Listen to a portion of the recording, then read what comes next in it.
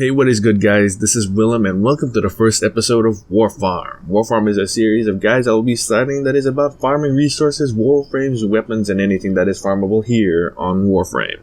If you have a certain resource you want a guide to, feel free to comment it down below. Today, we'll be farming Oxium. For this, I'll be featuring two missions in this video, and they are Cerberus on Pluto, which I'll be starting now, and Ishtar on Venus, which I will feature at the end of this video. The best place I know to farm is Cerberus, but if you want a less stressful and a quick pickup, but a little bit more repetitive, go to Ishtar. Now, about Oxium. It is a resource that is used in various warframes, weapons, and other things such as the Grustrag Bolt and the Incubator Upgrade segment.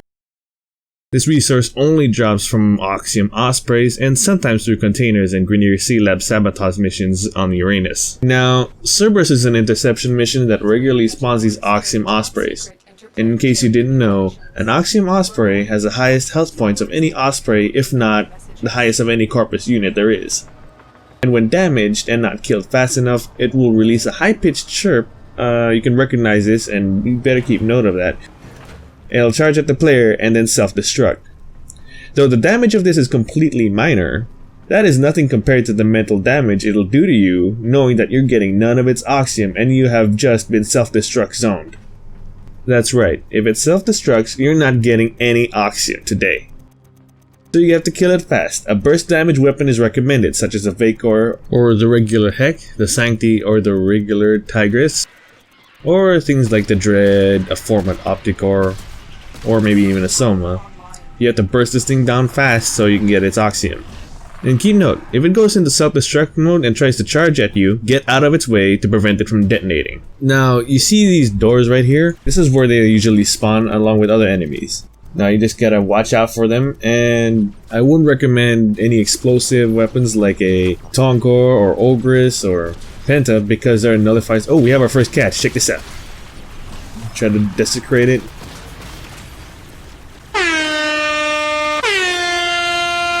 Now, in speaking of Desecrate, I brought my Desecrate build Necros, a non-formal build. If you want it, I can post it right here or do a video on it. I'd recommend bringing one to these missions to double the output of Oxium that you get. But you also gotta keep note, when these things explode, they don't leave a body to Desecrate, but sometimes they do, and try to take advantage of that. Now, my Desecrates only take up about 13 energy, so I just Desecrate away. Another good frame to bring would be a Nova to get the DPS in and try to crowd control everything here. If you choose to bring a Nyx, be careful when you're using its Mind Control or Chaos because these Ospreys can go into self-destruct mode. Other than all that, any frame would be good, so as long as you know how to survive. Now if you choose to do this mission, I recommend only capping points A, B, and C, just to slow down the capture rate so you can get more Oxium Ospreys to farm, and only cap D if you're getting into trouble.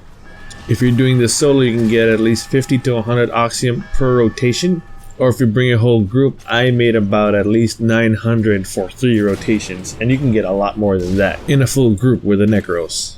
Just do not neglect the capturing points.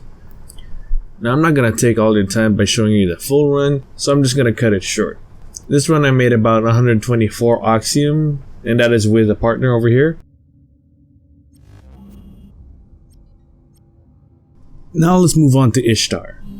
I recommend doing this if you have a low level frame or an unranked frame you want to bring, and this guarantees, almost guarantees, 1 spawn at least. Sometimes you get 2, and for a short amount of time, though it can get repetitive if you choose to do this over and over again.